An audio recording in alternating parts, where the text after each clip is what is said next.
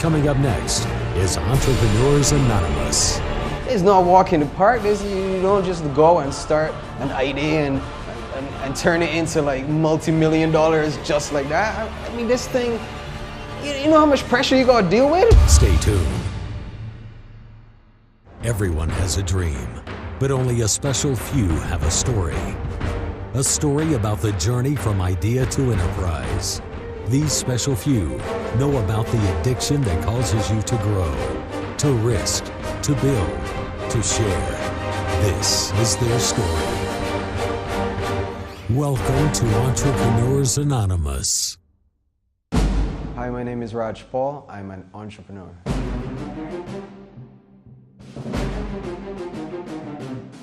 The three words I'd use to describe myself are open-minded, creative, and genuine. I'm most passionate about love. Everything that I've encountered through my, let's say, my soul-searching pilgrimage has brought me to the conclusion that love is the way. Love is the truth. I've been searching for the truth forever now. And secondly, I found through experience that you need something to carry you through the challenges in entrepreneurial enterprises. And the only thing that I've found has kept me constant when there's every good reason to stop is my genuine love for what I do. I was introduced to my gift by another local, I'd call him a master tailor, Roland Bascom. I saw the work that he was doing, completely blown away. Just absolutely could not believe it was being done in Barbados, and furthermore, a tailor was doing something as wild and as beautiful and as detailed as what he was doing. And when I told him, listen, man, you know, I got a sewing machine, I want to learn how to use it, he encouraged me to come up and just really informally be an apprentice. And it was during that time, of just watching and asking questions and just a pure interest. Like, yo, he gave me the opportunity to try something out, and I did it, and he was really impressed. And at that moment, he said, yo, dude, you got something. You got something. So I was like, all right, well, I think I could do this thing really good. Let me give it a try.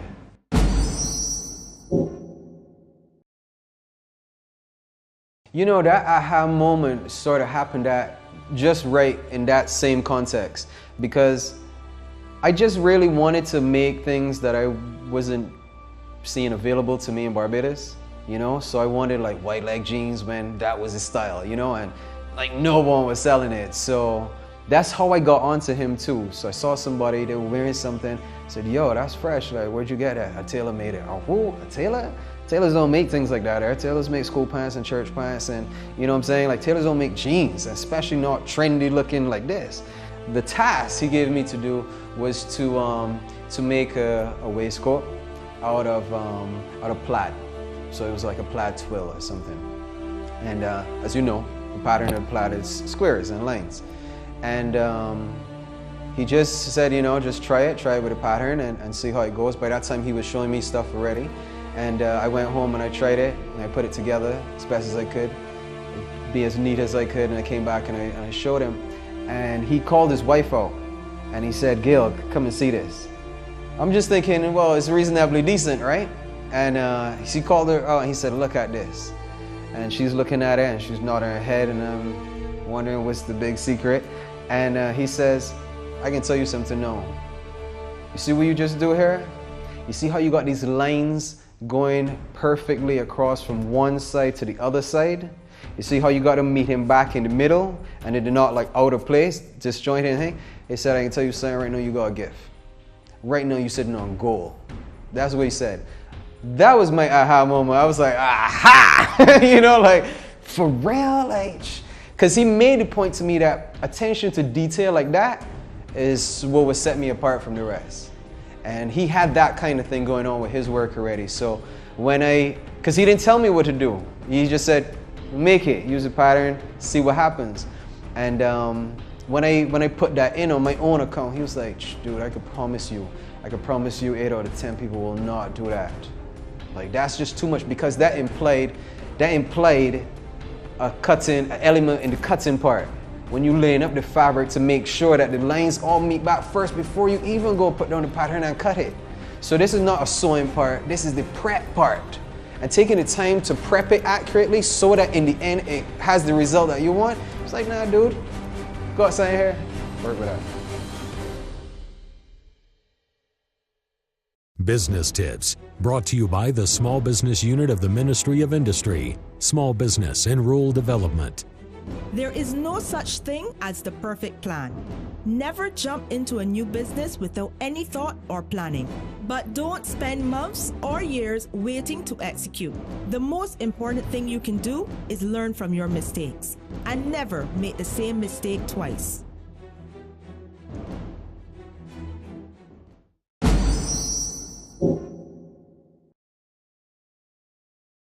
It's always been a sort of self-searching thing. You know, it's always been like, I may have come up in a super religious home, and it's always been about like, what's the truth? You know, and everybody was saying like, this is the truth, that is the truth, and so on. And I think the reason why the truth question affected me so much is because it seemed very clear to me that it was tied to freedom. And there's some place where it says you should know the truth and it'll set you free. And I think more than anything else, freedom is what calls me the most. Like that, just that experience of feeling free, being true to yourself. Like that's the biggest deal to me. I mean, it doesn't matter so much if I accomplish a whole lot of other things, as long as I feel like I've come to a place where I'm just like straight up true with myself.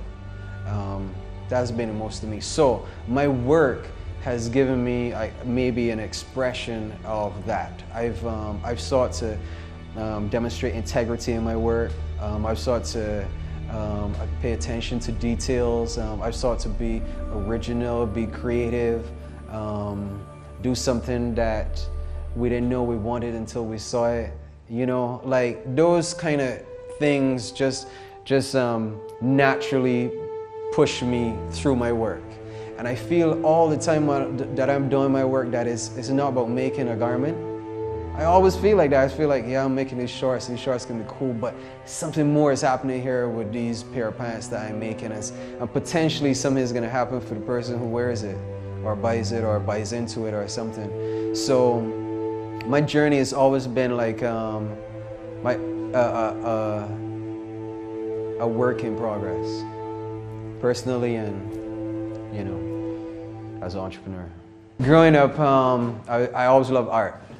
I always like drawing. So I was doing that and I thought, wow, I could be like a hard artist, right? Just being able to draw was, I just loved that. It wasn't super, but it was reasonably good. I wasn't thinking about being a designer or going into fashion or anything like that. But I also noticed, it wasn't real conscious for me as far as I can remember, but I noticed from the photos that I always had some kind of interest in clothing, in the styles of shirts that I was wearing or the styles of pants, if it was, you know, little bell bottoms or if it was a polka dot. I just told Keisha, I said, you know, I just saw this shirt and it just reminded me of a favorite shirt I had when I was like 11 or 12, and it was a brown polka dot shirt. Dude, how come there's not more polka dot around, you know? I was like, gotta do that. So coming out, I had light clothing and I had light dressing and, you know, whatever I perceived to be cool, but I didn't definitely think that that was a career direction or anything like that at all. To be quite honest, for a long time, I just had no idea what I was gonna do, straight up. So coming through primary school with the art bit and coming into secondary school and doing also what I was good at, like more scientific things, so math and physics, technical drawing. I just love those things, and I was doing those things, so I didn't even do any art at school. After that, I went to BCC. And I wanted to do architecture. I figured like that could be a real creative place where I could get to use my technical drawing skills. I could use math, I could use physics and things like that and apply them to something that seemed more fun to me, like architecture, like designing a house or something, a dwelling space. But I didn't get in. And I had to go over to engineering, mechanical electrical engineering. Wasn't too much fun, but I was good at the drawing classes, drawing the cams and all that stuff. And it was while I was there that so many changes started to happen to me. And I got more socially conscious. I got more interested in Black history and all that. I got more interested. Again, constantly there's a theme about self-knowing following me like all the time. So I'm there doing engineering, and I'm enjoying spending more time outside of class talking with people about origins of things. The first this thing and all those kind of things. And I eventually left there and went to Trinidad and studied theology. And it was such a what are you doing over here? You know what I'm saying? But on top of switching from one thing like that to something like that that felt close and dear to me, I was also being drawn into like the fashion scene. That was beginning to grow in me. And that's when I saw the guy wearing the jeans at BCC, and I was like, dude, who did that? Brax. Next thing you know, I'm buying my mom is buying me a portable sewing machine. I'm heading to Trinidad on the plane with a sewing machine, doing theology, coming from doing engineering. So it was like, what is all of this that's going on? I don't know. I just know I like these things. And somewhere down the line, I hope they all gel together and turn into something wonderful.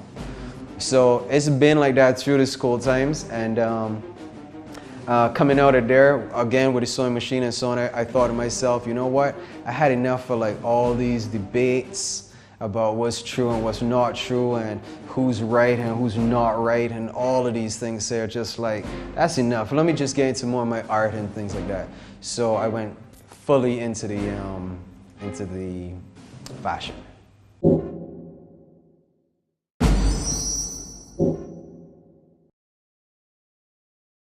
I have a support system, you know what I'm saying? But it's more like the energy of the people who are close to me, more than like say supported through the finance or I don't have a big backer yet, which I can't understand how come, but I have had people close to me always like encouraging me. My parents have tried their best to be the most encouraging and not detract. So, they'll support me, but there's still like a plaguing kind of doubt, as to, is this kid gonna make it or not? Is he gonna really get paid or not? Is this just gonna be a hobby for a lifetime or what?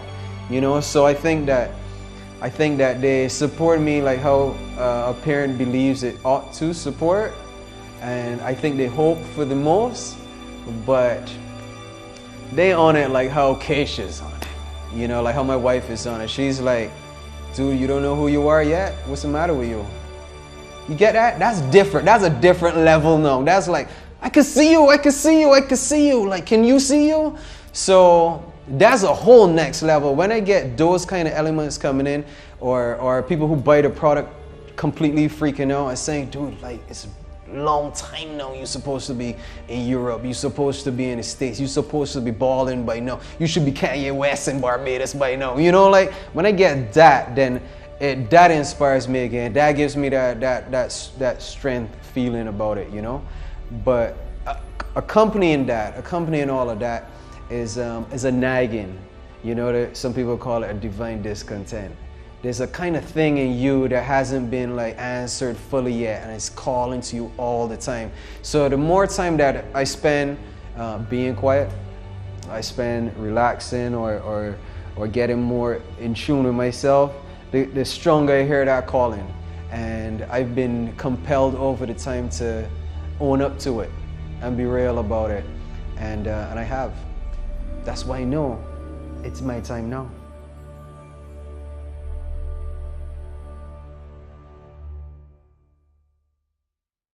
BMW Keys to Success, powered by McInerney Quality Incorporated.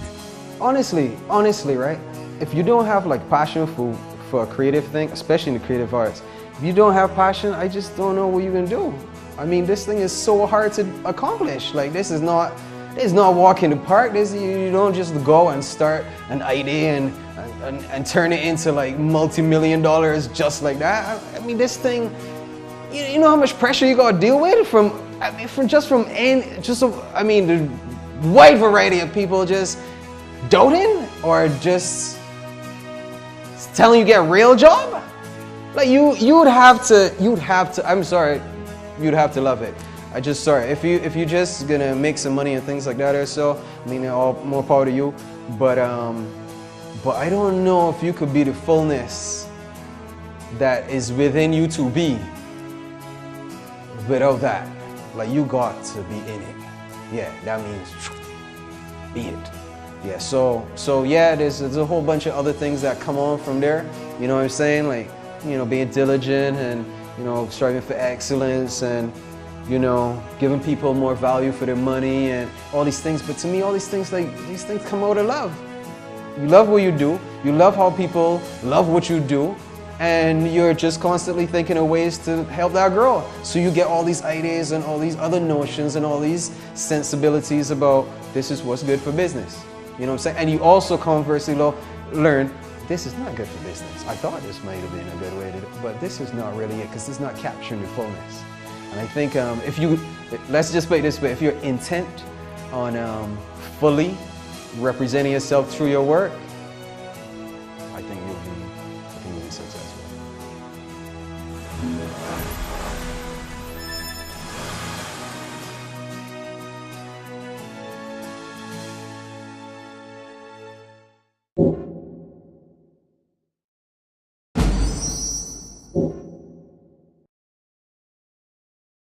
One of my most memorable challenges in the business was the ending of the first fashion business we started, which was the Rhaj Project Incorporated. I started out with a partner, Joel Brooks, who's a tremendously talented local photographer, fashion eye. And we tried to make it work. He saw my tailoring, I saw his photography. It was just like, obviously, let's get together. What we didn't really have though was like sound business sense. And we're just trying our best to work it out. You know what I'm saying? We're just trying our best to work it out. So it lasted for like 5 years, 2000, 2005, and then that was it. And that was pretty tough for me because even coming to the end of that was the driest experience I've had as a creative person. Dry. I didn't even know if something like that could happen to a person. And I didn't know what it was until it was happening. And that dryness that I felt, because that's the best word I could find to like let you feel it. You know what I'm saying? Like dry heaving, like you're trying to put out something and nothing, but your stomach's tightening. Yeah, that coming on to the end, it was like, you know, do a collection, you know, do this, being inspired by X, Y, and Z. Dog, like, sorry, I just am feeling it. And I just ain't got nothing for you, son, you know. Sorry. So when we eventually split ways and so on, that was like, I don't even know what to do now. You know, I mean, like, am I still a designer? Because the business ended? You know, I don't know. And it wasn't just like jump up and keep going again or something. It was like completely like, I don't know what to do with myself and saying, I don't know where to go next. I don't have any tools. You know, the business held the tools. I don't even have my brand name. You know, like, it's a deep story. So anyhow, I came out of that just like, what to do next, where to go. And somewhere along in that question, the answer came to me, do what you do already that you're not being paid for, but get paid for it. And what was that? That was styling. I was like, I don't need any tools. Wait a minute. I don't need no hardware. All I need is my eye. All I need is my sense of style to bring and help this person develop theirs. So I started offering a service, and my first client was David Curtin.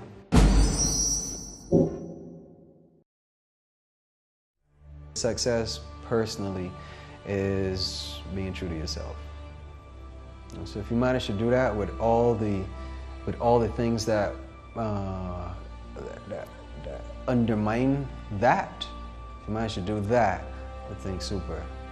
So that's been like personal. Commercially, my friend said having more money than you can spend, you know, that's success. I'd say creating a legacy of wealth and excellence to me is success. One of the things that that happened while I was in St. Lucia, taking a break from it all, with my wife was the emergence of the brand Evolve, just as a concept. And I wasn't doing anything fashion-wise, but when this thing started to come up to me, and a variety of things I think impacted on that emergence, the word sound that came through strong and hard was love is how we evolve. So as a number one quotation, love is how we evolve. As a number two, there's a Latin phrase, is creatio ex nihilo. That means something out of nothing. I could tell you something, especially if you're in BIM and you want to be creative, you better be ready to make something out of nothing. But that's a privilege too, because that's a description of what a creator did. Out of nothing, this came about. So I feel a resonation with that. You know what I'm saying? I feel like as a creative, we share that vibe. We take, there's an expression made from scratch. You know, like it's made from scratch. I like that too, because I think that's made from scratch. The idea, just like you have nothing, but you have a desire that's burning, and just that openness to it, and a belief that somehow there could be a way to make this thing come alive, sparks ideas. So yeah, something out of nothing. So what is 1 + 1 = 1? I describe it as a mathematical statement of unity. One is unity. The idea is that in relationships of any sort, whether it is business, whether it is personal, it doesn't matter, whether it's you and your kid or whatever. It means that the two or the individuals come in as ones. They come in not as fractions, halves, or less than one. They come in considering their individuality as valuable and as important, and they seek to maintain that within the relationship. So much so that each party encourages the other one to do that. Not to ever become less than themselves, not to ever become needy and dependent on the other, but rather to be the fullness of who you can be. So what this implies to me is that if we come together in any type of relationship, considering ourselves as valuable, each one of us, we will be able to share with one another much more than compete with one another for that filling up, for that less than me that I need still to be put in from somebody else. I've been in a variety of relationships, and some of them have been like that. On my side too, I've come in less than one, or they've come in less than one, and inevitably it's gonna break down. Inevitably it comes down to I don't feel like I get enough attention. You dig it? I don't feel like you're getting enough attention? I'm coming in less than. So that is what that points to. It points to the fact that if you really want to experience unity between yourself and someone else, study your individuality. Yeah, and come in so that could be shared, and you can build up one another to a greater point. Well, can you feel it, y'all? Yeah, we're gonna start a revolution now. Well, can you feel it, y'all? Hey, yeah, we're gonna start a revolution now. Cause I'm born to be what I want to be. Yes, I'm born to be what I want to do. I wasn't born in no 3 piece.